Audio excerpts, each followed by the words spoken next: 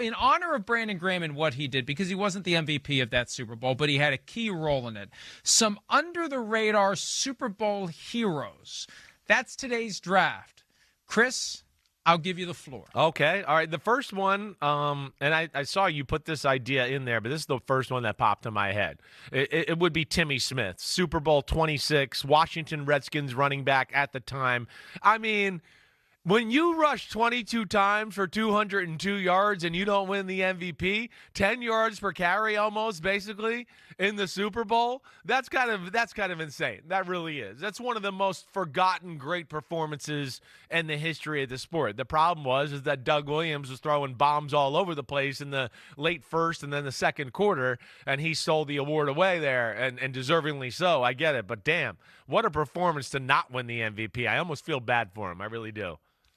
And look, I am trying to do justice to what Graham did. I'm looking for similar moments like that get obscured with the passage of time, that you have to be a true locked in, like, nerd level fan to fully appreciate what he did. I go with Tracy Porter. Good one. Yep.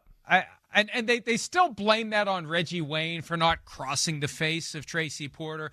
I remember sitting in the press box back when they used to actually bring around sheets with the quotes from the players at their press conferences. They would come like every 2 minutes. They'd have another sheet, and I remember getting the Tracy Porter sheet, and they asked him about the pick six that sealed that game. We talk about the onside kick. The onside kick didn't matter. The Colts took the lead after the onside kick. But that dagger from Tracy Porter, that was the boom, it's done. The Saints are actually going to beat the Colts. He said when they asked him how it played out, it was the result of film study. And that's code for our guy Peyton may have had a little. Yeah, they knew what he likes to do. Right. He may have had a little something there that let Tracy Porter know what was coming. So, yeah, you could say Reggie Wayne should have gotten in front of Tracy Porter to keep it from happening, but Tracy Porter knew where the opening was going to be from film study. He made the interception, and that was that. The Saints win their first and only Super Bowl. Yeah, that was a special moment too. That was a wow moment. Because it was like, oh, here goes Peyton. He's going to go down the field, and they're going to score. Nobody stops Peyton in these moments. Let me tell you one thing. I'd forgotten all about this. I was sitting there with Greg Rosenthal, who used to work with us at PFT, and we're in the press box at the time, and he noticed after that happened, the Jaguars owner at the time was Wayne Weaver. Remember him, Wayne Weaver? Sure. His box was right next to the press box, and everybody in there was losing their shit because they hated the Colts. They were all in for the Saints in that game. They were going nuts like it was the Jaguars winning the Super Bowl. Yeah, well, it's AFC South rival there, and of course the Colts were that team at that time. So I get that. All right, my next one, I'm gonna go with Ty Law. Okay, Ty Law. Super Bowl against the Los Angeles Rams. What the hell was that? That was Super Bowl 35, I believe? Or 36. 35 was your Giants getting and their Ravens. asses handed to them by the Ravens. Right. So 35-7. Let's not talk about that. So Super Bowl 36, where it was the greatest show on turf. It was the Rams. It's the Patriots with Tom Brady, who's got a hurt ankle, and they're not going to be able to keep pace with this team. Ty Law makes a pick six early in the football game to put up the Patriots 7-3. That, to me, was the moment where you went, the Patriots are kind of making things hard on the Rams. They got a chance here. Are they going to be able to, actually hang in here? Because I don't think I know at the time I didn't think the Patriots are going to be able to beat the Rams. But that was our first moment in the genius of the coaching. And Ty Law with one of the more under-the-radar, unbelievable Super Bowl hero type of plays that helped jumpstart that upset of the Patriots over the St. Louis Rams at the time. That's a great pick. And by the way, I misspoke. It was 34-7, not 35-7. So the Giants only lost by 27. Thank you very much. Super Bowl 35. Thank the you Baltimore very Ravens. much. Okay, next one for me. And this is difficult because how can we really say that this guy was under the radar when he was on the cover of the Sports Illustrated, which at the time was the Bible?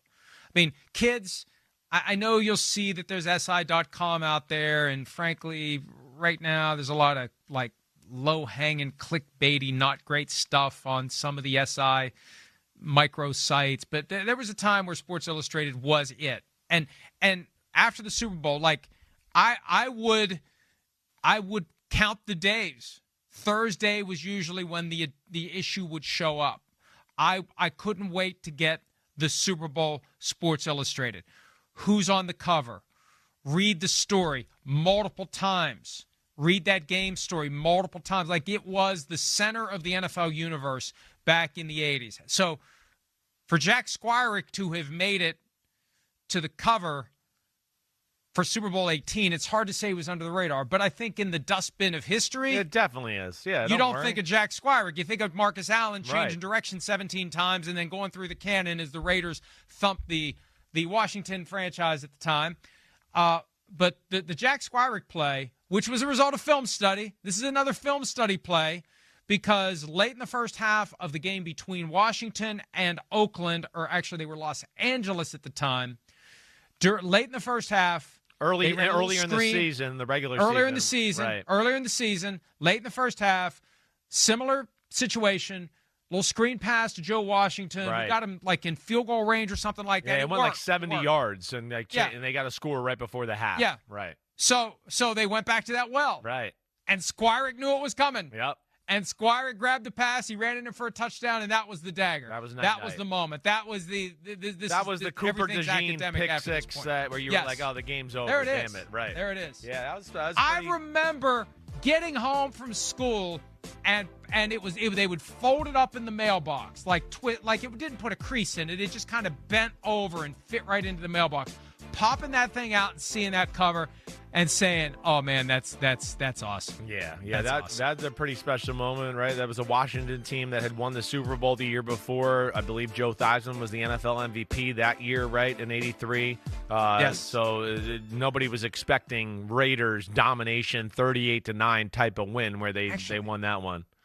Actually, I'm misremembering. I was in college by then. I saw that when I came home on that Friday before I went out, because I was 18 and old enough to go drinking. Before I went out with my buddies that night, I came home and I saw that sitting on the table waiting for me, and I said, wow, that's awesome. That one wasn't pulled out of the mailbox. Yeah. That was when you were excited to get Sports Illustrated back in the day, for sure. I was always excited to get it when it came in the mail. All right, my last one, I'm a little stuck, right? I'm going to go with Justin Tuck. I want to say like the Giants D-line, Super Bowl 42, right? But Justin Tuck, I'll say him specifically. The Giants D-line, Eli Manning won the MVP, clutch drive at the end of the game, right? The helmet catch. I thought about David Tyree, too, as a Giant fan, because he's an under-the-radar Super Bowl hero for sure. But that D-line that day, that's the reason they won Super Bowl 42. The greatest team in the history of football as far as the regular season was concerned. It was the greatest offense in the history of football to that point, too. Randy Moss, Tom Brady, the rest of the weapons, they were incredible. They were unstoppable the whole year with Wes Welker and everybody else. The Giants defense, Steve Spagnuolo, another great defensive game plan. But the D-line, they were able to get to Brady with 4, right? Like we always talk about. Good defense can get there with 4. And Justin Tuck led the charge with 2 of those sacks. But Strahan, of course, O.C. Umenyiora, they were harassing them all day. They kind of, I think, get forgotten sometimes because of the late touchdown or the helmet catch. And that was an unbelievable performance by them and a huge reason of why they pulled off the upset in that one. All right, last one for me, and I remember vividly watching this one because it was back in the days when we expected the Super Bowl to not be good. This one was, and it was 1 year after, we thought we were going to get a good one between the Broncos and Washington. It was 10-0 after one quarter. Oh, the Broncos finally going to win one. Then the next thing you know, it's 42-10. Super Bowl 23. Yeah. The Cincinnati Bengals and the San Francisco 49ers. And look, Jerry Rice was the MVP of the game. Yeah. And the big story that you hear from Super Bowl 23 is what? On that final drive, Joe Montana. John Candy. To get everybody loose and calm. Hey, there's John Candy, right? And you would think Jerry Rice was the one who caught the game-winning touchdown pass. No, it was John Taylor. He wasn't the MVP of the game. He caught the game-winning touchdown pass as the 49ers came from behind to deny the Cincinnati Bengals, which would have been their first and only Super Bowl championship. And I just think John Taylor gets forgotten in all that because Rice was the MVP. We hear the Joe Montana, John Candy story.